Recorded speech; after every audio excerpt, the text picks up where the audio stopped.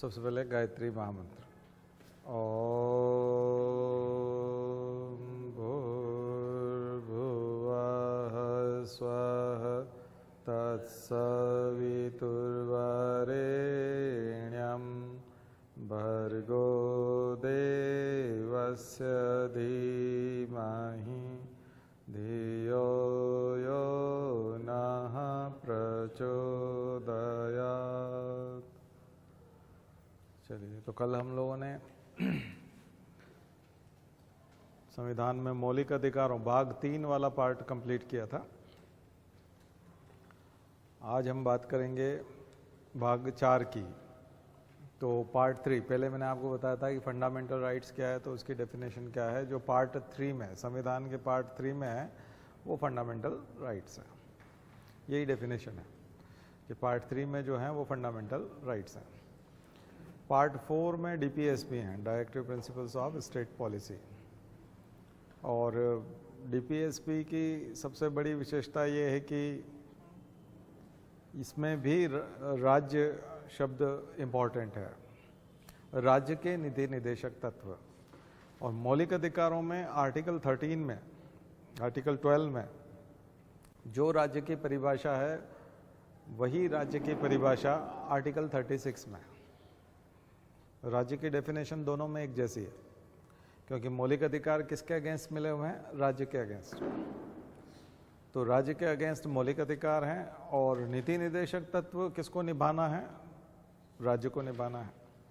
तो दोनों इंपॉर्टेंट चीज़ है, दोनों में स्टेट इंपॉर्टेंट है। कई बार क्या है कि हम जब मौलिक अधिकार पढ़ते हैं और डीपीएसपी पढ़ते हैं तो एजेंसी को भूल जाते हैं, स्टेक होल्डर को भूल जाते हैं। तो मेन एजेंसी है यहाँ पर स्टेट, राज्य। तो राज्य कौन होगा? वहाँ पर जो राज्य कौन होगा वही राज्य यहाँ पर होगा, ठीक है। और राज्य के अंदर केंद्र सरकार भी आएगी, राज्य सरकार भी आएगी, उनके प्राधिकारी भी आएंगे, सारे जिसको भी हम गवर्नमेंट बोलते हैं वो सभी आएंगे। यहाँ तक कि लोकल गवर्नमेंट भी, सरपंच भी आएगा, और सरपंच का जो सचिव होता है, पंचायत सचिव, वो भी आएगा, वो भी राज्य है एक तरह से। तो ये अगर भेदभाव करेंगे तो फिर मौलिक अधिकार लागू होंगे। व्यक्तिगत लोग जो भेदभाव करते हैं एक दूसरे से, या जो मौलिक अधिकारों का हनन करते हैं, अगर कोई व्यक्ति कर रहा है तो वो कोर्ट का विषय होगा, पुलिस थानों का विषय होगा। उसके लिए आपको पुलिस थानों में जाना पड़ेगा। लेकिन राज्य जब वायलेशन करेगा तो फिर आप सीधा रीट्स के माध्यम से या और अन्य माध्यमों से सीधा अपील आप कर सकते हैं। सीधा कहाँ जा सकते हैं? रीट पिटिशन भी लग सकती है, या कोई भी पिटिशन लेकर के आप सुप्रीम कोर्ट। तो रीट जुरिस्डिक्शन पढ़ लीजिएगा, एक होमवर्क लिख लीजिए, रीट जुरिस्डिक्शन, किसका क्या जुरिस्डिक्शन है, क्षेत्राधिकार कहाँ से कहाँ तक है किसी का, तो उसको बोलेंगे रीट जुरिस्डिक्शन। तो अब हम 36 की जब बात कर रहे हैं तो राज्य के नीति निदेशक तत्व, इसके लिए निदेशक तत्व हैं। 37 ये कहता है कि ये एनफोर्सिएबल नहीं है, कहाँ पर? कोर्ट में। जस्टिसएबल नहीं है, यानी कि जब हम डीपीएसपी बना रहे थे तब बात आई थी कि क्या इनको भी कोई रीट जुरिस्डिक्शन के तहत या और किसी के तहत लाया जा सकता है। जैसे फंडामेंटल राइट्स का वायलेशन होता है तो सीधा सुप्रीम कोर्ट जाते हैं, वैसे ही डीपीएसपी का वायलेशन करे तो गवर्नमेंट अगर डीपीएसपी में से किसी पॉइंट को अगर नहीं निभा रही है तो क्या ऐसे में हम कोर्ट जा सकते हैं? तो उस बहस में एक चीज़ आई कि डीपीएसपी में लोगों की उम्मीदों को राज्य के माध्यम से पूरा किया जाता है। एस्पिरेशंस लोगों के बहुत ज़्यादा हैं, और देश में जनसंख्या के अनुपात में जो जितने संसाधन होने चाहिए उतने संसाधन हैं नहीं, और संसाधनों का सुनियोजन इतना ज़्यादा संभव नहीं है, और एक अनार 100 बीमार वाली स्थिति है। तो ऐसे में तो सरकार हमेशा कटघरे में खड़ी रहेगी, क्योंकि वो नहीं कर पाएगी ये सब चीज़ें। तो डीपीएसपी का पालन अगर नहीं हो रहा है और उसके लिए अगर कोर्ट में जाने लगे तो केसेस बहुत ज़्यादा हो जाएंगे, क्योंकि डीपीएसपी जो है वो बहुत ज़्यादा है और उसमें उम्मीदें भी बहुत ज़्यादा है, और सरकार में उतनी ताकत नहीं है, सरकार उतनी कैपेबल नहीं है, उनके पास इतने संसाधन नहीं है, उतना टैक्स आता नहीं है, कलेक्शन आता नहीं है। तो फिर उसको इसलिए ये रखा गया कि नहीं, ये ठीक है, राज्य की ड्यूटी है और राज्य को ये निभाना चाहिए। तो उसके व्हाट शुड बी उसके उसमें रखा कि ठीक है आप निभाइए इसको, जितना निभा सकें मैक्सिमम कोशिश करिए कि आप जनता की उम्मीदों पर खरे उतरें। फिर जब डॉक्टर अंबेडकर से पूछा कि अगर ऐसे किसी कोर्ट में अगर नहीं जाएंगे तो कौन करेगा, बिना दबाव के कौन करता है, किसी की उम्मीदें पूरी कौन करता है, क्योंकि उसके ऊपर तो कोई प्रेशर नहीं है। तो फिर डॉक्टर अंबेडकर ने बहुत अच्छा जवाब दिया था कि इनको जनता की कोर्ट में 5 साल बाद जाना है। अगर ये डीपीएसपी के साथ सही ढंग से काम नहीं करेंगे तो 5 साल बाद जनता इनके लिए न्याय सुना देगी, सरकार बदल देगी। तो हमेशा इस कोर्ट में, सुप्रीम कोर्ट या हाई कोर्ट में जाना ही जरूरी नहीं है, जनता की कोर्ट भी मायने रखती है। तो पीपल्स कोर्ट, उन्होंने वर्ड कोट किया, पीपल्स कोर्ट। यानी डीपीएसपी का अगर वायलेशन होगा और डीपीएसपी को अगर नहीं निभाया जाएगा और सरकार अगर फेल रहती है तो इलेक्शन में एक तरह से जनता उनको देख लेगी, ठीक है। इसीलिए समानता की बात आती है, ज़्यादा से ज़्यादा रिसोर्सेज के बंटवारे की बात आती है। कई बार हम जिसको फ्री बीज कहते हैं, रेवड़ी कहते हैं, वो देखा जाए तो डीपीएसपी निभाने वाली बात है कि सभी लोगों को पोषाहार मिलेगा, जब हम बोलते हैं सबको अनाज मिलेगा। और प्रधानमंत्री कौन सी योजना, अन्न, हाँ, अंत्योदय अन्न योजना, ये जो जितनी भी योजना है ये आपके कौन से आर्टिकल को पूरा करेंगे उधर, 47, हाँ संबल योजना है, ये सब 47 पोषाहार वाली बात कर रहे हैं ना, कि सबको आहार मिलेगा, पोषण आहार मिलेगा। तो वो सब चीज़ें हो रही है। फोर्टिफाइड फूड की बात आती है कि फोर्टिफाइड ग्रेन और वो सब हम देंगे किस पे, पीडीएस में, तो वो भी पोषण की बात हो रही। तो अभी हम यहाँ यही देखेंगे कि डीपीएसपी जो है आखिर क्या सोच करके बनाए गए हैं। तो अब मूल तो उद्देश्य समझ में आ गया, 36 और 37 तो ये आपको समझ में आ गया कि उद्देश्य क्या था और क्या क्या हम हासिल कर पाए या क्या नहीं कर पाए। तो अब थोड़ा सा हम बांटेंगे इन चीज़ों को दृष्टिकोणों में कि किस किस दृष्टिकोण से क्या क्या पर्सपेक्टिव क्या था। तो Gandhian perspective, Gandhian view, Gandhian ideology, Gandhian philosophy, according to Gandhian philosophy. तो हम जब गांधीयन फिलॉसफी की बात करते हैं तो उसमें इम्पोर्टेंट में आता है cottage industry, cottage industry article, which article includes 42, good, 42, cottage industry, कुटीर उद्योग। गांधी जी ग्रामीण उद्योगों में यानी ग्रामीण क्षेत्र में कुटीर उद्योगों की बात करते थे। देखिए अर्बनाइजेशन और इंडस्ट्रियलाइजेशन तो एक दूसरे के पूरक हैं। जहाँ जहाँ इंडस्ट्रियलाइजेशन होगा वहाँ अर्बनाइजेशन होगा, अर्बनाइजेशन होगा तो फिर इंडस्ट्रियलाइजेशन होगा, वो तो एक दूसरे के साथ हैं। लेकिन रूरल एरिया में इंडस्ट्रियलाइजेशन उतना नहीं है, इसका मतलब है कि वहाँ कॉटेज इंडस्ट्री होना चाहिए। इसीलिए उनकी जो शिक्षा थी वो, तो गांधी जी की सारी चीज़ें ग्राम आधारित थी, ग्राम आधारित कुटीर उद्योग, ग्राम स्वराज और ग्रामोदय और ग्राम आधारित शिक्षा, कारपेंटरी, ये तो वो वोकेशनल कोर्सेज की वकालत करते थे। कौन से कांग्रेस अधिवेशन में दिया था ये प्रपोजल?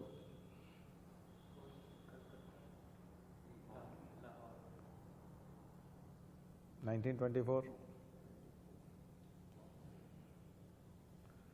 शिक्षा की वर्धा योजना बोलते हैं ना, गांधी जी की कौन सी योजना है शिक्षा की?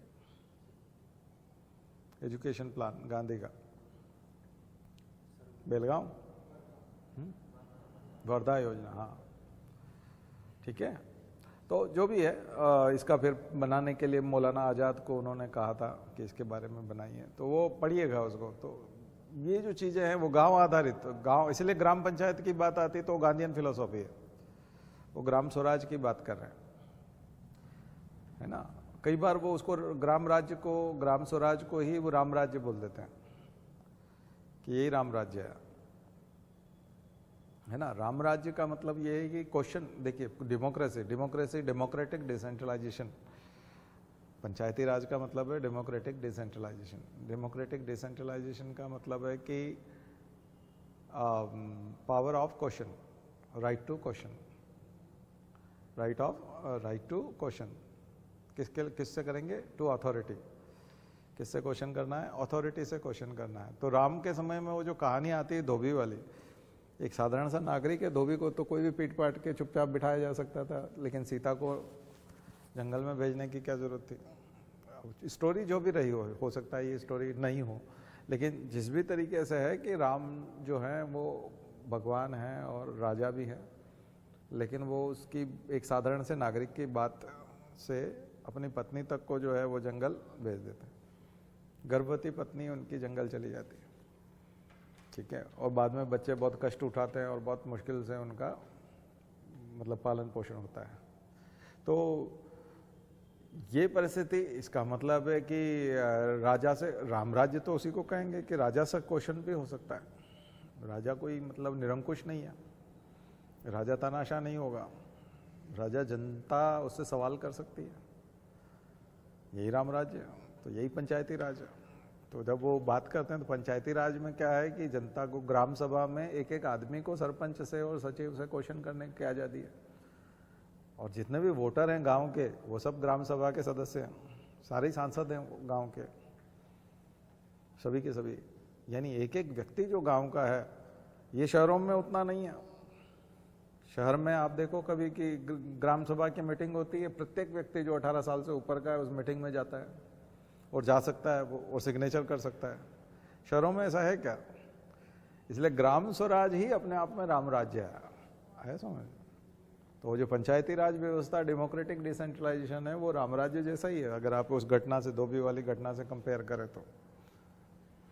क्योंकि वो हो सकता है कि अयोध्या एक गांव रहा हो उस समय में, और उसमें एक व्यक्ति जो है वो ग्राम सभा का सदस्य है और उसने क्वेश्चन कर दिया, आई हैव अ क्वेश्चन,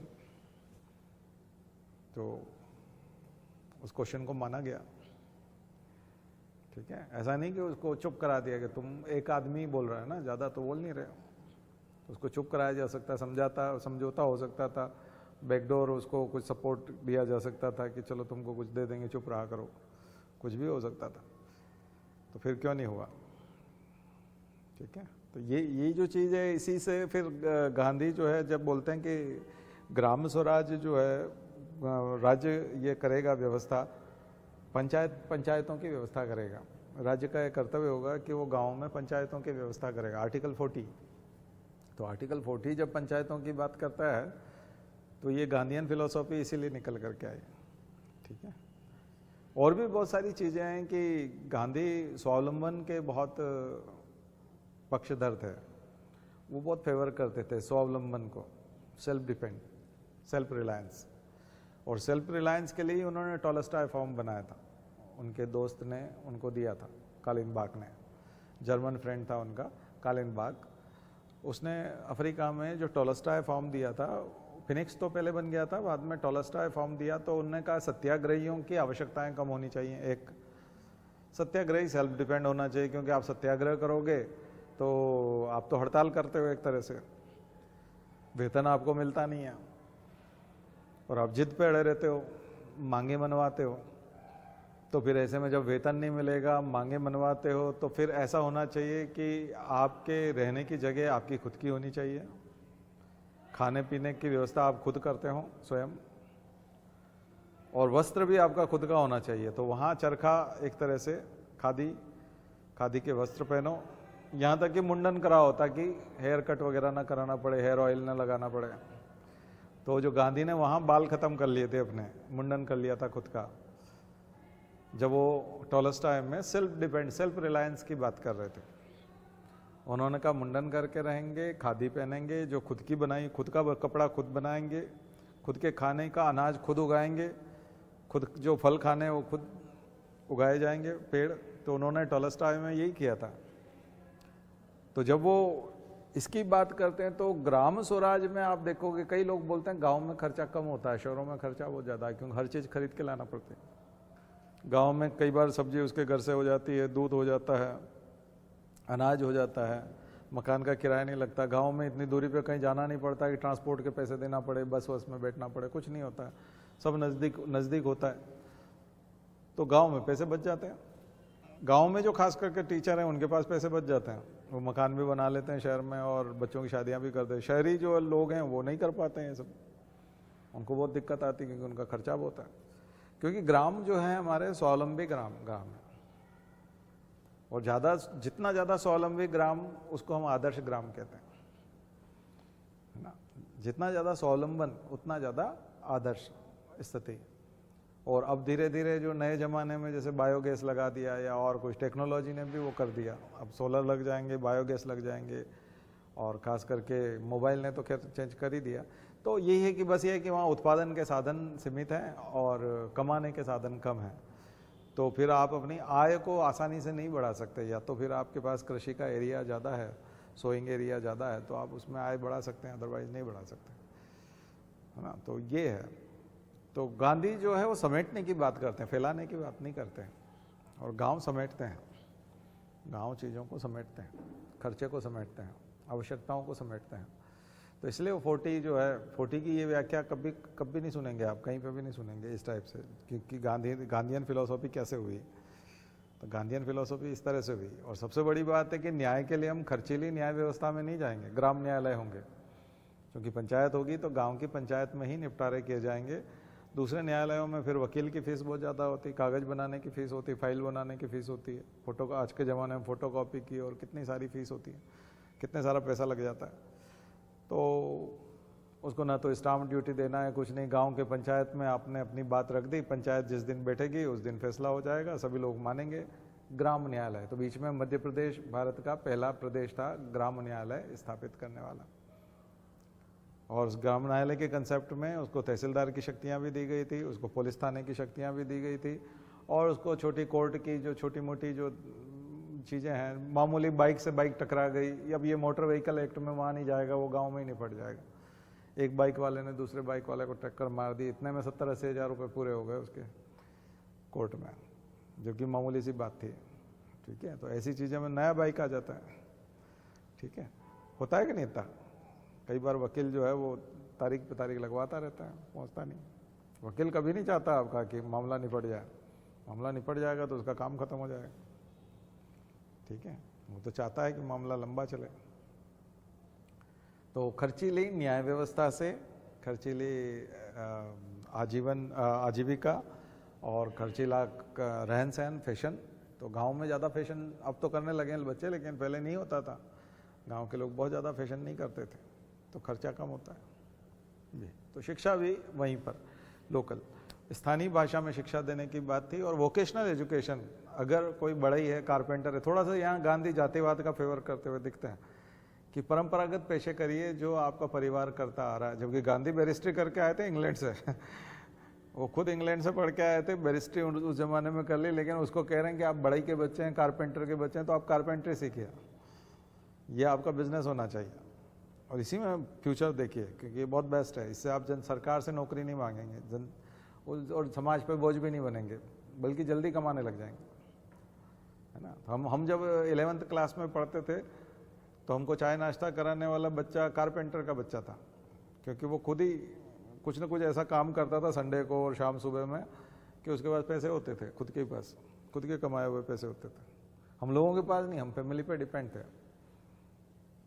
हम लोगों को घर से पैसे लेने पड़ते थे, मांगने पड़ते थे। उसके पास खुद के कमाए होते थे, उसको किसी न किसी काम का कोई न कोई पे कर जाता था, तो उसकी जेब में पैसे होते थे।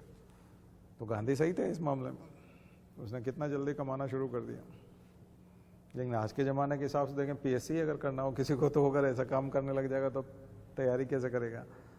तो गांधी इस तरह की चीज़ों को प्रमोट नहीं करते। तो बहुत सारी ये चीज़ें मैंने इसलिए बताई आपको कि आर्टिकल 40 की व्याख्या इतनी लंबी हो सकती है। आर्टिकल 40 किसी दिन यही आ जाएगा ना, पंचायती राज जो है वो गांधी जी का सपना था, यही क्वेश्चन आ गया मान लीजिए मेंस में कि पंचायती राज गांधी जी का सपना था और डीपीएसपी में ये आर्टिकल 40 में आता है। आप बताइए कि गांधी जी के इस दृष्टिकोण के माध्यम से क्या समझाना चाहते थे, या कुछ भी इस टाइप का। तो आपको लंबा लिखने के लिए इतने सारे पॉइंट्स सोच ही नहीं पाएंगे।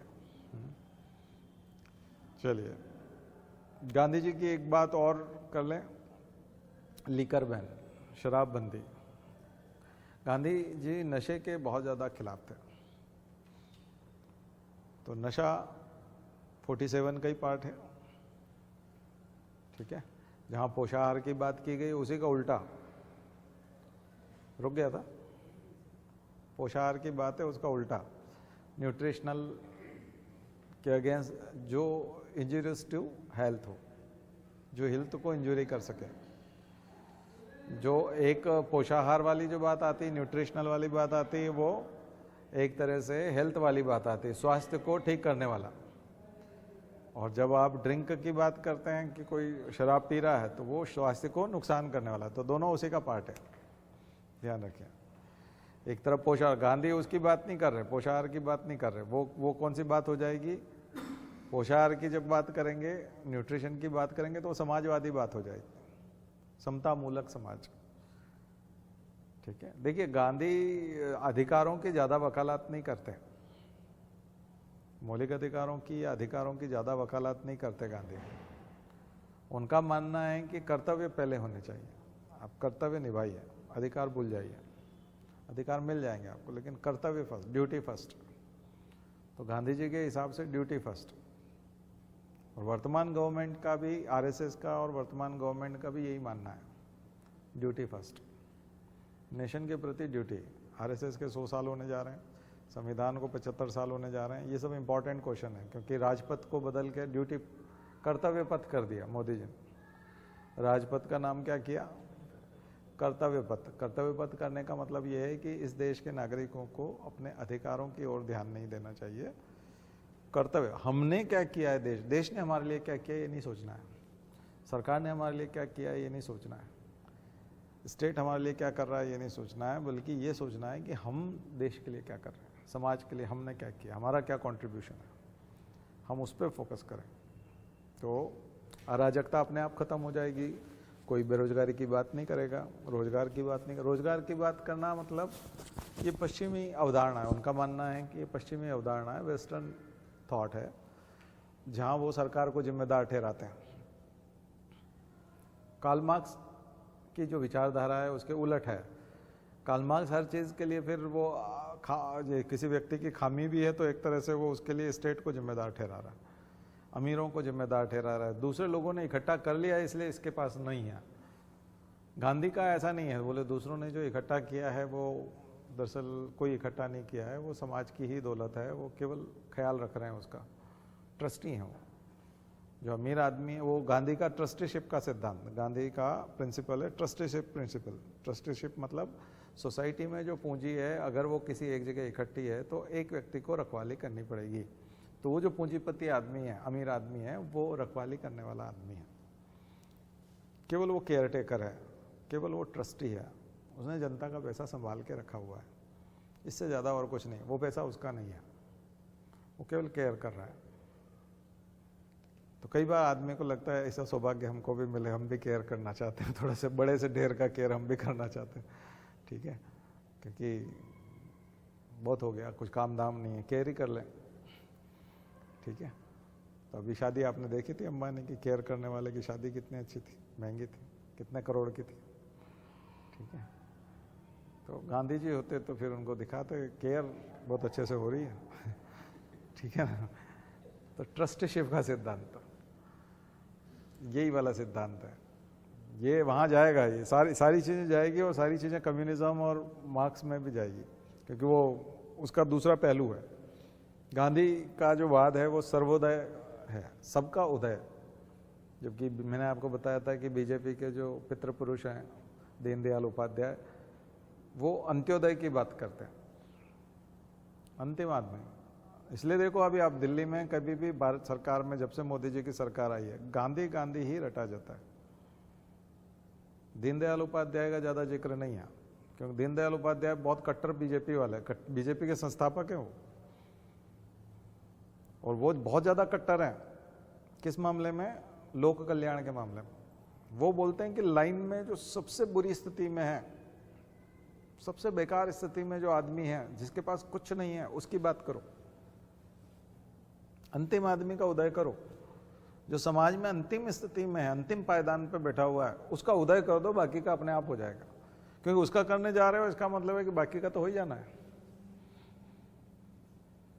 आप जन सुनवाई के लिए जा रहे हैं, मंगलवार का दिन है, आप कलेक्टर हैं, अपनी गाड़ी गेट पे रोकते हैं और अंदर भीड़ लगी हुई है, 200-300 लोग आपसे बात करना चाहते हैं, अपनी समस्या बताना चाहते हैं, लेकिन एक व्यक्ति व्हील चेयर पे है या उस पे है, ट्राइसाइकिल पे है,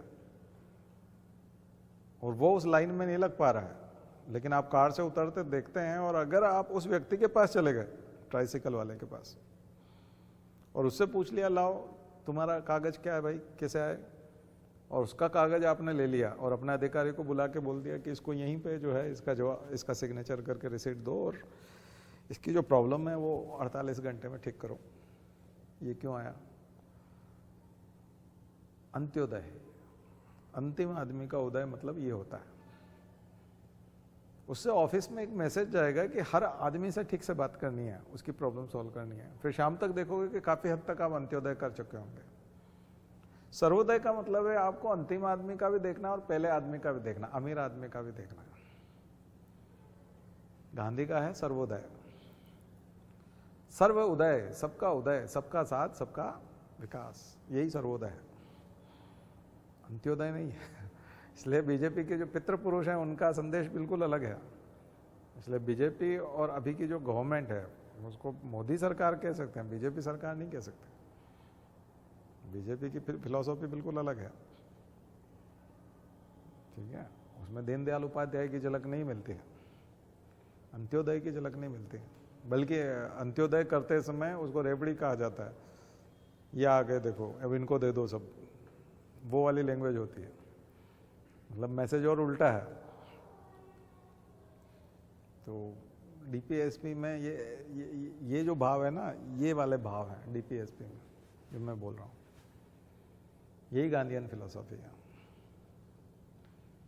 ठीक है। तो गांधी जी काफी हद तक लिपापोती करते हैं ठीक है, वो दरअसल हिंसा नहीं चाहते ना, वो मार्क्स की तरह वो भी भड़का सकते थे, लेकिन उनको मालूम है फिर वो कहेगा कि बराबरी बंदूक की नली से आती है, और फिर आदमी गन उठा लाएगा और अमीर आदमी को मार डालेगा, तो हिंसा होगी। तो हमको सत्ता को उखाड़ नहीं फेंकना है, सत्ता बनी रहे, राजा बना रहे, व्यापारी व्यापार करता रहे, कुबेरपति अमीर धनपति जो है वो धनपति बनते जाएं, गरीब आदमी संतोष रखे, सुखी रहे, भावनाएं ठीक रखे, कर्तव्य ठीक से याद रखे, जो कुछ मिल रहा है उसी में संतुष्ट रहे। और फिर वैष्णव जनते ने कहिए वो फिर रघुपति राघव राजा राम, ये सब भजन, भगवान का भजन करो तो काफ़ी हद तक वो सेट करते हैं आदमी को, मतलब सभी तरह से, मैंने पूरा बता दिया पूरी ज़िंदगी का, सेट करते हैं। फिर भी कभी कोई दिक्कत है तो असहयोग करो, नहीं हम जब तक आप ये नहीं करेंगे तब तक हम असहयोग करेंगे, ज़्यादा दिक्कत है तो सविनय अवज्ञा करो, अब हम आपकी बात ही नहीं मानेंगे, ना बहुत ज़्यादा है तो भारत छोड़ो तो बोलते नहीं है, क्योंकि भारत तो आज़ाद हो गया, तो छोड़ तो सकते नहीं, कौन छोड़ेगा? जो शोषण करने वाला वो यहीं का है, तो उसको तो ये नहीं कह सकते भारत छोड़ो। तो उन्होंने सीक्वेंस भी बना दे, हिंसा नहीं, सत्य के प्रति आग्रह करो, और वो चीज़ तो बेस्ट है। तो ये है गांधीयन फिलॉसफी यहाँ तक डीपीएसपी में। अब आइए समाजवादी सिद्धांत कौन कौन से हैं जो समता मूलक समाज बनाना चाहते हैं, इगैलिटेरियन सोसाइटी की बात करते हैं। कई लोग इसको उदारवादी भी बोलते हैं, तो सोशलिस्ट एंड लिबरल फॉर्म उदारवादी। तो समाजवादी और उदारवादियों में सबसे इम्पॉर्टेंट चीज़ आपने देखी होगी कि एक बहुत बड़ा है 39 से वाला, क्या था? Concentration of wealth. स्टेट की ड्यूटी होगी कि वो कॉन्सेंट्रेशन ऑफ वेल्थ नहीं होने देगा। राज्य का कर्तव्य होगा कि वो धन को संकेंद्रित एक जगह पर इकट्ठा नहीं होने देगा। 39 में ही पहले क्या कहा गया है उसमें कि रिसोर्सेज का बंटवारा ठीक ठाक से होगा, है ना? 38 में रिसोर्सेज का बंटवारा कैसा होगा? हाँ, वेलफेयरिस्टिक स्टेट, यस। 38 कहता है वेलफेयरिस्टिक स्टेट, कल्याणकारी राज्य होगा, कल्याणकारी राज्य की संकल्पना, ठीक है। और पहला एक और क्या है कि रिसोर्सेज का बंटवारा ठीक ठीक होगा। जो हमारे प्राकृतिक रिसोर्सेज है, प्राकृतिक रिसोर्सेज में स्पेक्ट्रम भी आता है, स्पेक्ट्रम भी आता है तो जो आपका नेटवर्क चलता है एयरटेल का और जियो का, ये प्राकृतिक सोर्स है, प्राकृतिक स्रोत है, नेचुरल रिसोर्सेज हैं हमारे, और इन पे सरकार का कंट्रोल होगा। तो बीएसएनएल तो बंद हो गया, बीएसएनएल बंद हुआ ना, तो बीएसएनएल सरकारी था। जियो का उभार हो गया, जियो बढ़ गया, जियो को छूट मिली कि वो फ्री चला सकता है। उसने 6 महीने फ्री चलाया, साल भर पता नहीं, 6 महीने साल भर जो भी चलाया, उसके बाद पेड कर दिया और करीब 40 करोड़ सब्सक्राइबर मिल गए उसको। सब लोग छोड़ छोड़ के इधर आ गए।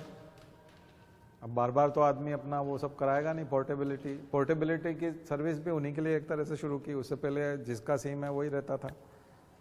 नहीं, आप शिफ्ट भी कर सकते हैं, पुरानी सिम को भी शिफ्ट कर सकते हैं। नई सिम लेंगे तो 5-5 सिम दे रहा था एक साथ, वो आपको पता है, और फिर फ्री दे रहा था।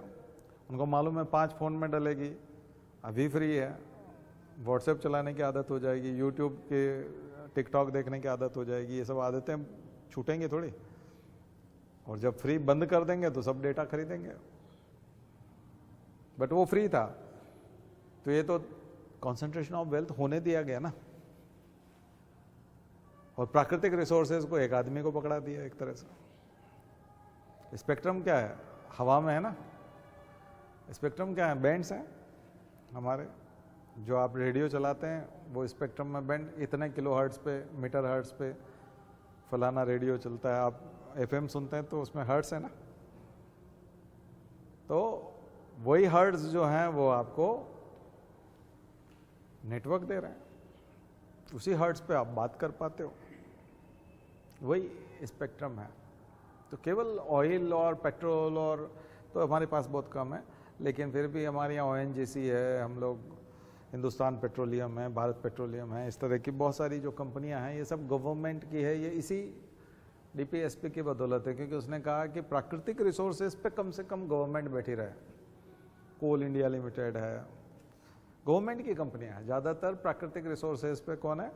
गवर्नमेंट की कंपनियां। इसीलिए बीएसएनएल का गठन हुआ था, जब टेलीफोन की जगह पर वायरलेस और ये सब चीज़ें आने वाली थी, तो बीएसएनएल का गठन इसलिए किया गया कि अब इंटरनेट आएगा, ब्रॉडबैंड आएगा, ये सब आएगा, तो चूंकि ये प्राकृतिक रिसोर्सेज है तो ये गवर्नमेंट के रहेंगे। तो उधर पेट्रोकेमिकल में भी प्राइवेट आ गया, रिलायंस और वो सब, और इधर भी आ गया। तो यहाँ आप थोड़ा सा ध्यान रखिएगा। तो ये देखिए, ये जो मैं पढ़ा रहा हूँ आपको ये चीज़, ये केवल डीपीएसपी नहीं है। जब आप भारत के बारे में लिखेंगे, जब भारत राज्य के बारे में लिखेंगे, जब भारत के लोगों के बारे में लिखेंगे, भारत की अर्थव्यवस्था के बारे में लिखेंगे, भारत की पॉलिटिक्स कैसी होनी चाहिए उसके बारे में लिखेंगे, भारत के कॉन्स्टिट्यूशन में क्या क्या उदारवादी दृष्टिकोण दिया गया है ये लिखेंगे, सरकारें किस प्रकार जनकल्याणकारी हो सकती हैं, गरीबों के उत्थान के लिए काम कर सकती है ये लिखेंगे, कमज़ोर वर्गों के लिए सरकारों ने अभी तक क्या क्या किया और आगे क्या करना चाहिए जब ये लिखेंगे। इन सारी चीज़ों में डीपीएसपी का हवाला आएगा, कॉन्स्टिट्यूशनल प्रोविज़न करके। यानी हमारे संविधान में कुछ प्रावधान किए गए हैं इन लोगों के लिए, कमज़ोर वर्गों के लिए, इन वंचितों के लिए, शोषितों के लिए, इनके लिए जो किए गए हैं, उस समय में आप हवाला दोगे कि ये कॉन्स्टिट्यूशनल प्रोविजंस हैं और ये वाला आर्टिकल इसकी व्यवस्था करता है, ये वाला आर्टिकल इसकी व्यवस्था करता है, ठीक है। और इन्वॉल्वमेंट वाला इसमें नहीं करेंगे इस तरह से, लेकिन अल्टीमेटली वो लाइफ पे असर डालता है तो इसका हिस्सा होगा सोशल का।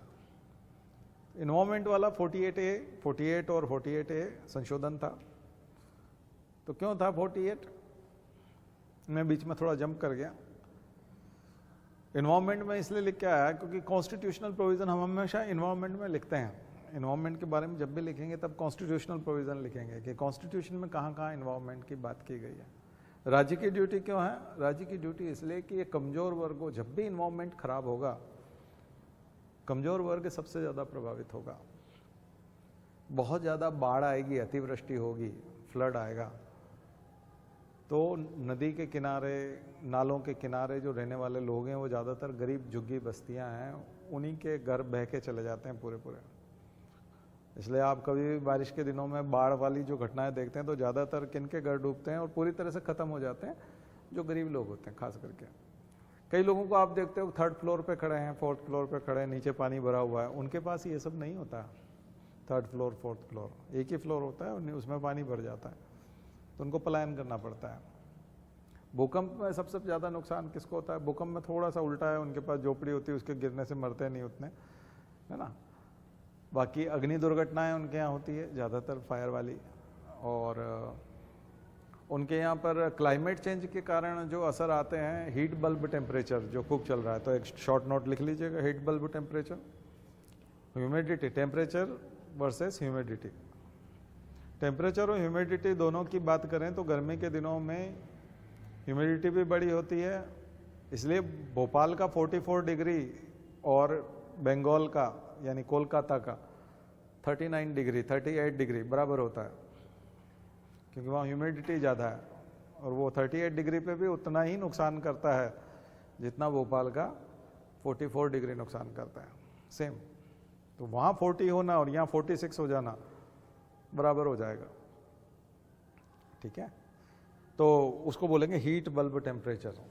उसका सबसे ज़्यादा नुकसान किसको होगा? जो बाहर, देखिए जो अमीर आदमी है वो तो कार में बैठ के एसी चला के निकल जाएगा, घर पे जा कर के एसी मिलेगा, ऑफिस आता है तो ऑफिस में एसी है, केवल उसको तो उतर करके पोर्च में उतर करके केवल जाना है, सीढ़ियाँ चढ़ के या लिफ्ट में जाना है, उसके अलावा उसको कहीं गर्मी महसूस ही नहीं होगी। इतनी देर में क्या गर्मी लगेगी।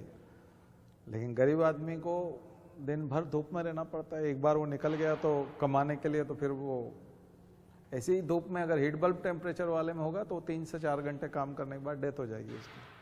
तो आने वाले समय में क्लाइमेट चेंज का जो एडवर्स इफेक्ट आना है वो गरीबों पे ही सबसे ज़्यादा आना है, ठीक है। इसलिए वो 48 है, और वो जो है वो समता मूलक समाज और समाजवादी दृष्टिकोण से ज़्यादा आता है, क्योंकि हम यहाँ मानवीय पहलुओं को देख रहे हैं, पर्यावरण के कारण जो मानवीय पहलू प्रभावित हो रहे हैं उनकी बात कर रहे हैं, ठीक है। तो ये चीज़ें हैं। ऊपर कुछ छूट गया है, शिक्षा की बात छूट गई है, शिक्षा बहुत इंपॉर्टेंट है। 45 थोड़ा संशोधन भी हुआ तो हम लोगों ने थोड़ी थोड़ी चीज़ें उसमें चेंज भी कर दी, है ना। हाँ, सिविल कोड भी है। तो शिक्षा की बात कर लें खास करके, तो वहाँ किसके शिक्षा की बात कर रहे थे हम? फंडामेंटल राइट्स में 21A में, 21A में हम 6 से 14 की बात कर रहे हैं। यहाँ हम बात कर रहे हैं कि 6 वर्ष से पहले, एक तरह से एलिमेंट्री एजुकेशन गवर्नमेंट की ड्यूटी होगी कि उससे पहले भी वो ख्याल रखेगा, माहौल बनाएगा, पोषाहार, आंगनवाड़ी और ये सब चीज़ें इसमें आ जाएंगी, मिड डे मील इसमें आ जाएगा, ठीक है, आंगनवाड़ी आ जाएगी। बच्चों के जो स्वास्थ्य परीक्षण होते हैं छोटे बच्चों के, उनमें विटामिन की कमी है, आयरन की कमी है, ये जो टेस्ट किए जाते हैं ये सब चीज़ें इसमें आ जाएंगी, ठीक है। मनरेगा किस में आएगा? वेजेस वाले में, गुड।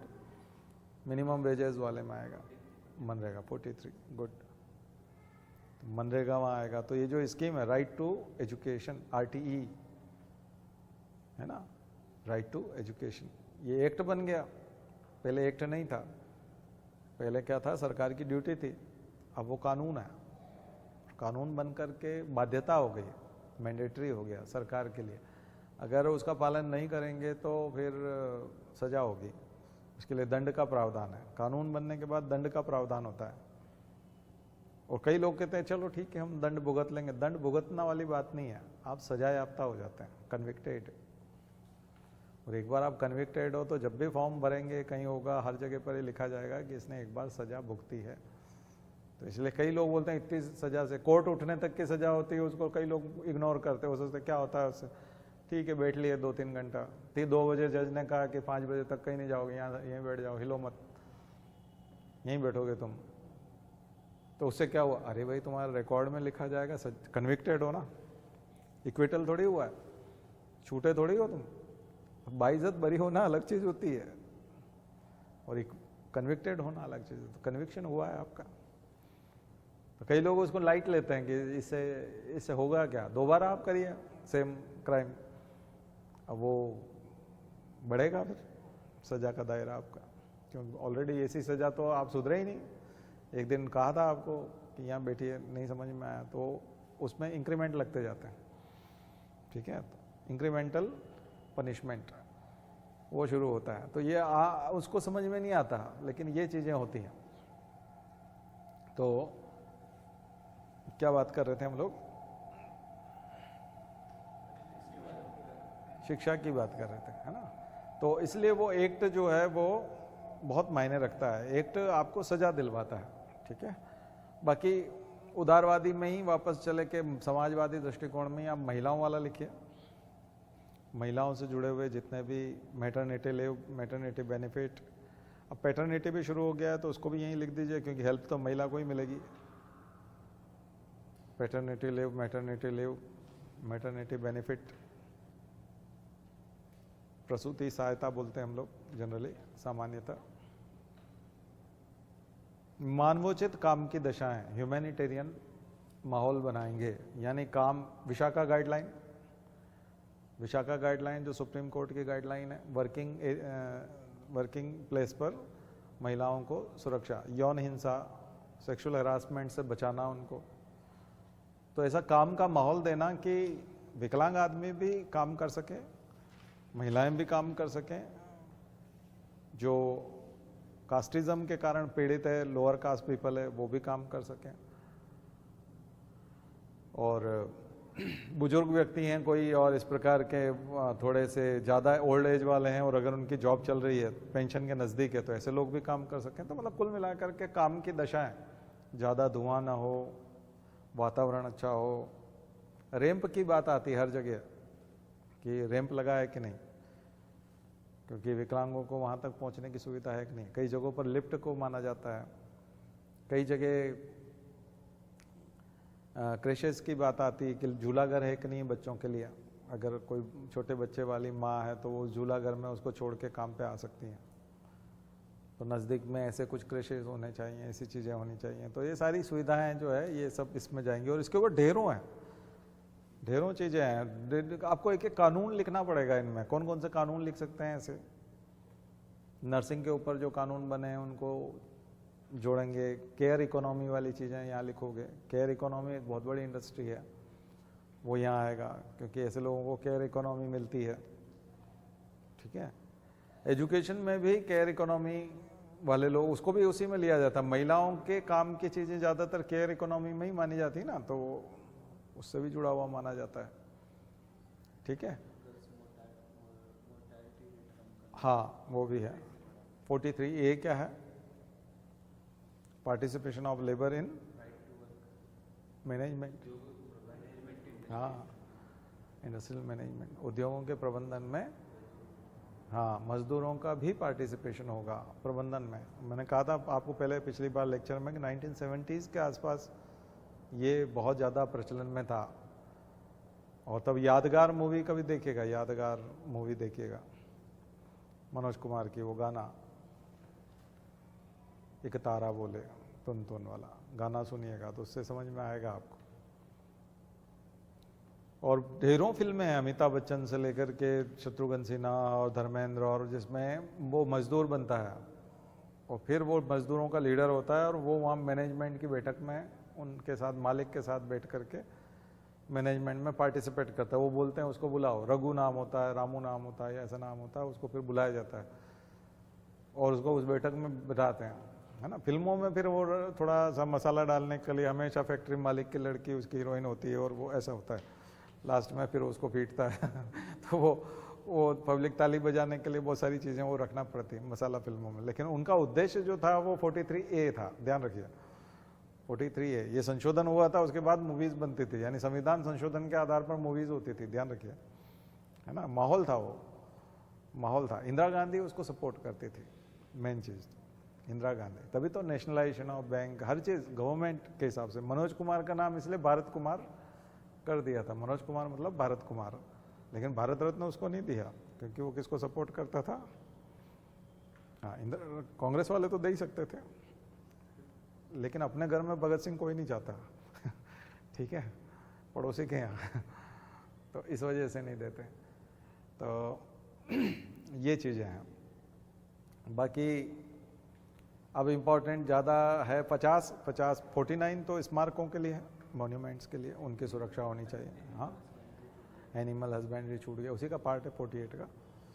और 50 में सेपरेशन ऑफ पावर, शक्तियों का पृथक्करण, खास करके न्यायपालिका और कार्यपालिका शक्तियों का पृथक्करण। और 51 का 19 से बड़ा रिलेशन है, शांति, अंतर्राष्ट्रीय शांति और सुरक्षा, इंटरनेशनल पीस एंड सिक्योरिटी। 19 में भी हमारे ऊपर रिजनेबल रेस्ट्रिक्शन है ना कि हम हमारे मैत्रीपूर्ण संबंध खराब नहीं होने देंगे किसी से, तो ऐसा कुछ बयान नहीं देंगे। तो राइट का आप भी ध्यान से उपयोग करिए। सरकार की ड्यूटी है कि वो शांति बरकरार रखे और सुरक्षा का माहौल बनाए। और हम लोग इंटरनेशनल पीस कीपिंग फोर्सेस के भी पार्ट हैं, इंटरनेशनल सिक्योरिटी काउंसिल के भी पार्ट है, तो ये सब उसी के तहत है, 51 के तहत। तो 51 में बहुत सारे मुद्दे हैं, हम न्यूक्लियर ट्रीटी भी है और एक अकाउंटेबिलिटी है, और इजराइल का एग्जाम्पल, यूक्रेन का एग्जाम्पल, ये सब हम लोग किस तरफ हैं। इसलिए हमारी पॉलिसी नॉन अलाइनमेंट वाली है ना, तो नेहरू जो पॉलिसी दे गए वही तो फॉलो कर रहे हैं हम।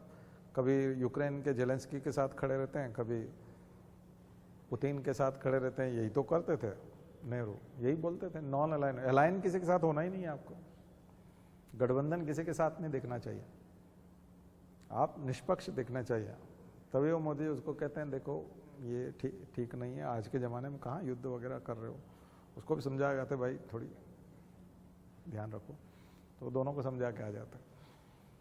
तो नाम नॉन अलाइनमेंट मूवमेंट, तो ये एक्सटेंशन है नेहरू का, नेहरू पार्ट 2 है मोदी, ठीक है। कुछ मामलों में इंदिरा पार्ट 2 है कुछ मामलों में वो नेहरू पार्ट 2 है, कुछ मामलों में वो मनमोहन पार्ट 2 है, योजनाओं के मामलों में मनमोहन पार्ट 2, दादागिरी और उसमें धमकाने उमकाने में इंदिरा पार्ट 2, और इंटरनेशनल पॉलिसी और इसमें नेहरू पार्ट 2। 3 की आत्माएं उनको प्रभावित कर रही है बराबर मिलने आती होगी नहीं, एक तो जिंदा है 2 की, ठीक है। चलिए शांति पाठ करते हैं, आज इतना ही करते हैं। ओम द्यौ शांति अंतरिक्षं शांति पृथ्वी शांतिराप शांतिरौषधयः शांति वनस्पतयः शांतिर्विश्वे देवा शांतिर्ब्रह्म शांति सर्वगं शांति शांतिरेव शांति सामा शांतिरेधि। ओम शांति शांति शांति। हरिष्टा सुशांतिर्भवतु। बोले गायत्री माता की, परम पूज्य गुरुदेव की, परम वंदनीय माता जी की। हम सुधरेंगे, हम बदलेंगे, एक बनेंगे। जन्म जहाँ पर, अन्न जहाँ का, ज्ञान जहाँ से, वह है प्यारा। देश की रक्षा कौन करेगा। मानव मात्र, नर और नारी, जाति वंश सब, भारत माता की, भारतीय संस्कृति की